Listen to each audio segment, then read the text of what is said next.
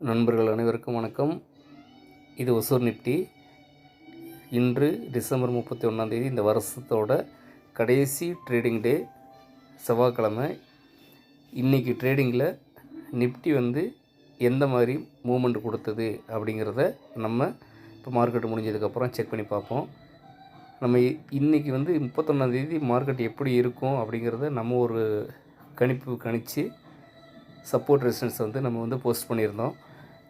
அந்த support resistance எப்படி work out ஆச்சு அப்படிங்கிறத நம்ம இந்த வீடியோவில் பார்க்கலாம். இந்த சப்போர்ட்டு ரெசிஸ்டன்ஸ் லெவலில் இன்றைக்கி ஒரு சின்ன மாற்றமும் பண்ணியிருக்கு. வரப்போகிற நாட்களில் நமக்கு தேவையான சின்ன சின்ன மாற்றங்களையும் நம்ம அப்டேட் பண்ணிவிட்டு பெஸ்ட்டாக எப்படி ட்ரேடிங் பண்ண முடியும், பெஸ்ட்டாக எப்படி காலை போட்டு என்ட்ரி எடுக்கலாம், எப்படி ப்ராஃபிட் பண்ணலாம் அப்படிங்கிறத நான் இந்த இடத்துல பதிவு பண்ணுறேன். இந்த வீடியோ முழுக்க எஜுகேஷன் பர்பஸ்க்காக தான். இந்த லெவலை யூஸ் பண்ணி நீங்கள் ட்ரேடிங் பண்ணும்போது முடிந்த அளவுக்கு இப்போ கால் ஆப்ஷனை புட் ஆப்ஷனை பை பண்ணும்போது அப்போ வர்ற லோவில் பை பண்ணுறதுக்கு முயற்சி பண்ணுங்கள். அதுக்கு எப்படி அந்த லோ நம்ம ஃபிக்ஸ் பண்ணலாங்கிறத வரப்போகிற நாட்களில் நான் சின்ன அப்டேட் பண்ணுவேன். அதே மாதிரி ஆப்ஷன் பை பண்ணும்போது ஓவர் ட்ரேடு பண்ணாமல் நம்ம மணி மேனேஜ்மெண்ட்டையும் பார்த்துக்கணும். இருக்கிற காசில் 3ல் ஒரு பங்கோ இல்லை 5ல் ஒரு பங்கு தான் நம்ம வாங்கணும். எந்த ஆப்ஷன் வாங்கினாலும் தூரமாக இருக்கிற காலை புட்டை வாங்கக்கூடாது.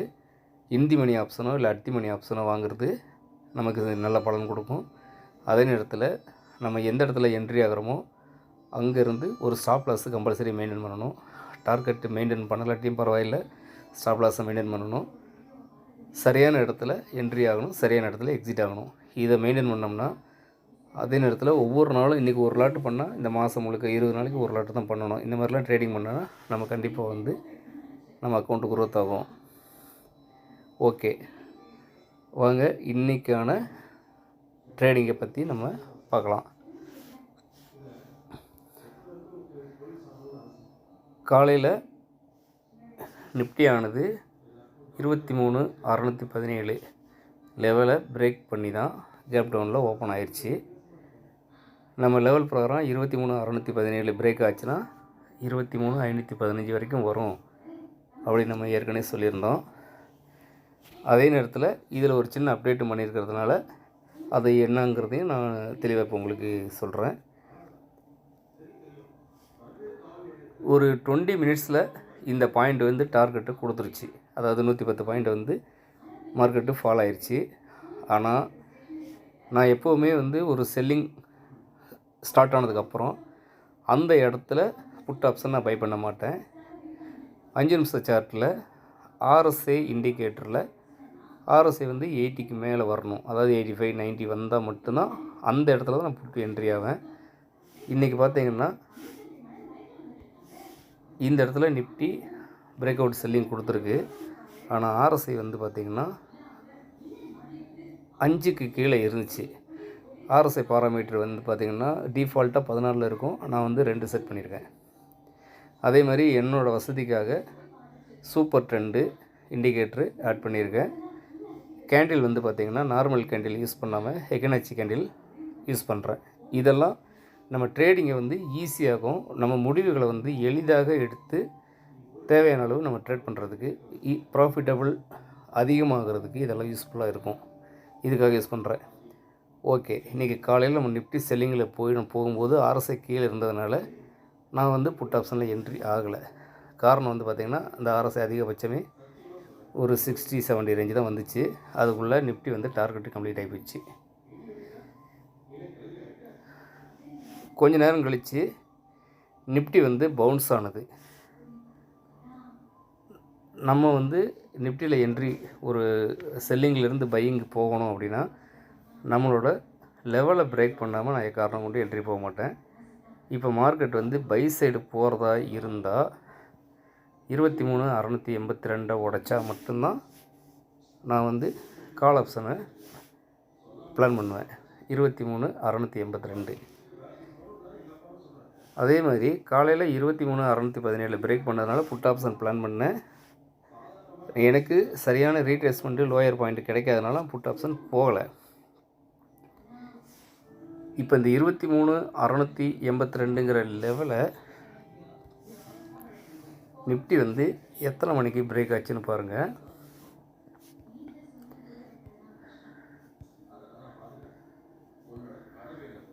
ஒரு 3 மணி நேரம் மார்க்கெட்டை வந்து ரெக்கவரி பண்ணிட்டாங்க. -180லேருந்து ரெக்கவரி ஆகி ப்ளஸ்க்கு போயிடுச்சு.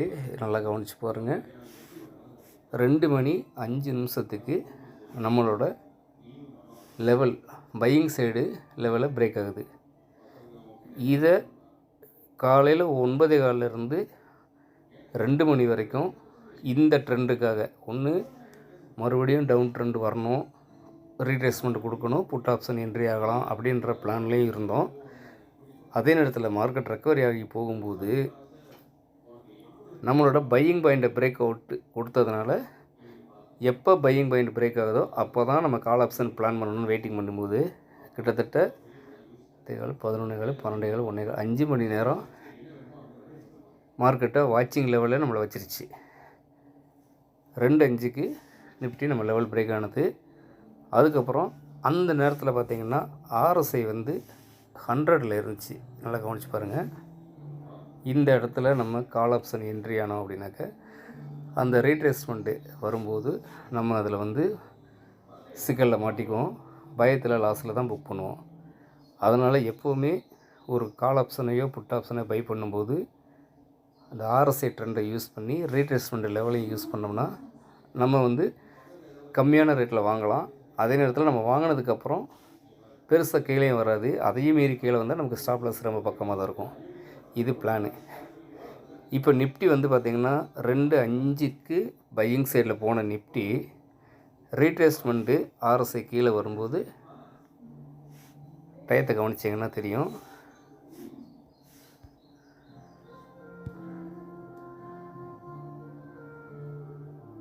$2.25 RSIயில் கீழே வந்திருக்கு. இந்த இடத்துல நான் வந்து 23,550 காலை வந்து பை பண்ணலாம் அப்படின்னு பிளான் பண்ணுறேன். 2:05 நான் பிளான் பண்ணிட்டேன். இப்போ 23,550 சரி 23,600 கால். ஏன்னா அதுதான் அப்போதைக்கு அடுத்த மணி காலாக இருந்துச்சு. அடுத்த மணியாகவும் இந்த மணியாகவும் இருந்துச்சு. இப்போ இதை கவனித்து பார்த்திங்கன்னா உங்களுக்கு தெளிவாக புரியும். 2:05 இந்த கால் வந்து $229 ட்ரேட் ஆகிட்டுருக்கு. அதாவது நம்மளோட பையிங் பாயிண்டில் ட்ரேடு நடக்கும்போது இந்த உச்சி நல்லா கவனித்து பார்த்தீங்கன்னா $229 90 காட்டுது. நம்ம பையிங்கில் போயிடுச்சின்னு சொல்லிட்டு இந்த இடத்துல நம்ம அவசரப்பட்டு வாங்கியிருந்தோம் அப்படின்னாக்க அங்கேருந்து $166 கிட்டத்தட்ட ஒரு 65 இறங்கி போச்சு. நம்ம கண்டிப்பாக வந்து லாஸில் புக் பண்ணி திருச்சி ஓடிடுவோம். அதனால் அந்த ரீட்ரேஸ்மெண்ட் நடக்கும்போது 2:25 அந்த ரீட்ரேஸ்மெண்ட்டு நடக்கும்போது அதோடய ரேட்டு பாருங்கள் $173 அந்த ரேஞ்சில் இருக்குது. நான் $173 வாட்ஸ்அப்பில் எனது நண்பர்களுக்கும் நம்ம ஒசூர் நிஃப்டி டெலகிராம் சேனலில் 23,600 காலை பை பண்ண சொல்லி நான் மெசேஜ் போட்டிருந்தேன். அதுக்கப்புறம் அந்த காலானது $166 லோ வந்துட்டு $195.50 வரைக்கும் போயிட்டு க்ளோசிங்கில் வந்து பார்த்திங்கன்னா நம்ம வாங்கின ரேட்டை விட ஒரு 20 பாயிண்ட் எக்ஸ்ட்ரா தான் முடிச்சிருக்காங்க. இதனால் நம்ம லாபத்தில் தான் இருக்கும். நம்ம வாங்கினதுக்கப்புறம் பார்த்திங்கன்னா நம்ம வாங்கின இடம் அரௌண்டு இந்த இடம். ஆனால் பெருசாகவும் இறங்கவும் இல்லை. நல்லா கவனித்து பாருங்கள். அதனால் எந்த பேனிக்கும் இல்லாமல் ஆல்மோஸ்ட் 2, 4, 6 ஒரு 12 கேண்டில் 12.5 கிட்டத்தட்ட 1 ஹவருக்கு மேலே வந்து நம்மளை வந்து பயம் இல்லாமல் தைரியமாக உட்கார வச்சிருச்சு. அதுக்கு என்ன காரணம் அப்படின்னாக்க நம்ம ரீட்ரேஸ்மெண்ட்டில் சரியான பாட்டம் லெவலில் பை பண்ணதுனால நமக்கு 60 பாயிண்ட் கம்மியாகவும் கிடைச்சிது, லாபமும் கிடைச்சிது. இப்போ இதுக்கான ப்ரூஃப் நம்ம லெவல் பிரகாரம் பிரேக் அவுட் நடந்ததுக்கு அப்புறம் அந்த கால் ஆப்ஷனை RSIயில் கீழே வச்சு கம்மி ரேட்டில் வாங்கினா என்ன ரிசல்ட் கிடைக்கும் அப்படிங்கிறத இப்போ பாருங்கள். வாட்ஸ்அப்பில் என் நண்பர் ஒருத்தருக்கு நான் தெளிவாக மெசேஜ் போட்டிருந்தேன். 23,600 கால் 180 ரூபா போய்கிட்டு இருக்கு. ஒரு லாட்லேருந்து 2 லாட் வாங்குங்க அப்படின்னு சொல்லியிருந்தேன். அவருக்கு அந்த சார்ட்டும் இப்போ நம்ம பார்த்த சார்ட்டும் போட்டிருக்கு. 202 ரூபா ரேஞ்சில் நான் புக் பண்ண சொல்லியிருந்தேன். அதுக்கப்புறம் மார்க்கெட்டு முடிகிற கண்டிஷன் வந்ததுனால ஒரு 187 190 வெளியே வந்துருங்கன்னு சொல்லியிருந்தேன். இது லைவில் நீங்கள் இதில் மெசேஜை பார்த்துக்குங்க, எத்தனை மணிக்கு மெசேஜ் கொடுத்துருக்கு, அதுக்கப்புறம் என்ன நடந்திருக்கு அப்படின்னது. இப்போ நம்ம டெலகிராமில் இது ஃப்ரீ சர்வீஸ் தான். டெலகிராமு நம்ம ஒசூர் நிஃப்டியில் நல்லா கவனிச்சு பாருங்கள்.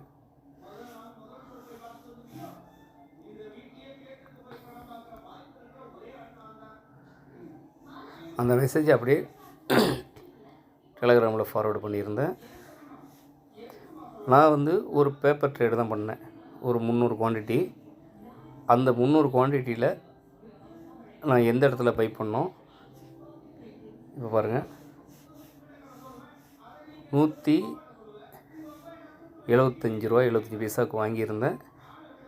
187 ரூபாய்க்கு நான் எக்ஸிட் ஆனேன். ஏன்னா மார்க்கெட்டு முடிகிற கண்டிஷன் இருந்ததுனால 136 ரூபா ப்ரீவியஸ் லோவை நான் ஸ்டாப் லாஸாகவும் போட்டிருந்தேன். இது நம்ம பையிங் பாயிண்ட்டு.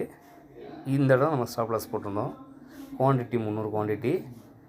மார்க்கெட்டு முடிய போகிறதுனால டார்கெட் அடிக்கலை. ஆனால் அதே நேரத்தில் நான் வாங்கின விட 12 பாயிண்ட் ப்ளஸில் தான் இருந்துச்சு. அதனால் 187 எக்ஸிட் ஆகிட்டேன். டைமிங் 3:20. ஆக்சுவலாக இது பார்த்திங்கன்னா ரியல் ட்ரேட்லேயே பேப்பர் ட்ரேடு. நமக்கு லைவில் மார்க்கெட்டு எந்த மாதிரி ரியாக்ஷன் கொடுத்தது அப்படிங்கிறத லைவ் ப்ரூஃபாக காட்டணுங்கிறதுனால இதை நான் பண்ணியிருக்கேன். நமக்கு லாபம் பார்த்திங்கன்னா 3220 ரூபா. இது கவனித்து பார்த்திங்கன்னா 300 குவான்டிட்டி. நம்ம 300 குவான்டிட்டி வேண்டாம், ஒரு 75 குவான்டிட்டி போட்டிருந்தா 12 பாயிண்ட் லாபத்தில் முடிஞ்சிருந்தது.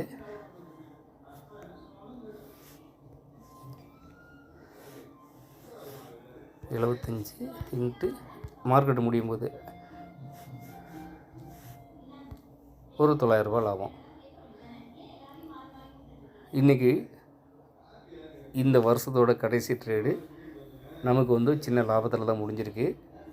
நம்ம லெவலு நல்லபடியாக ஒர்க் அவுட் ஆகுது. நம்ம லெவலில் செல்லிங்கில் பிரேக் ஆனாலோ பையிங்கில் பிரேக் ஆனாலோ உடனே ஆப்ஷனை பை பண்ணாமல் அதுக்கப்புறம் ஒரு சின்ன ரீடெஸ்ட்மெண்ட்டுக்காக வெயிட் பண்ணி நம்ம வாங்க போகிற ஆப்ஷனை அப்போதைக்கு வர்ற கம்மியான ரேட்டில் பை பண்ணோம்னா கம்பல்சரி நமக்கு ப்ராஃபிட் கிடைக்கும். ஸ்டாப் லாஸும் மெயின்டைன் பண்ணணும். அனைவருக்கும் அட்வான்ஸ் புத்தாண்டு, ஆங்கில புத்தாண்டு நல்வாழ்த்துக்கள். 2025 இந்த சேனலை ஃபாலோ பண்ணுறவங்களும் சரி, ட்ரேடிங் பண்ணுறவங்களும் சரி, அனைவரும் நல்ல லாபத்தோடு இது வரைக்கும் மார்க்கெட்டில் அவங்க என்ன சாதிக்கணும்னு நினச்சாங்களோ அதையெல்லாம் சாதித்து பெரிய லெவலில் நல்லா வரணும் அப்படின்ட்டு அந்த ஆண்டவனை வேண்டிக் கொண்டு இந்த வீடியோவை க்ளோஸ் பண்ணுகிறேன். நன்றி, வணக்கம்.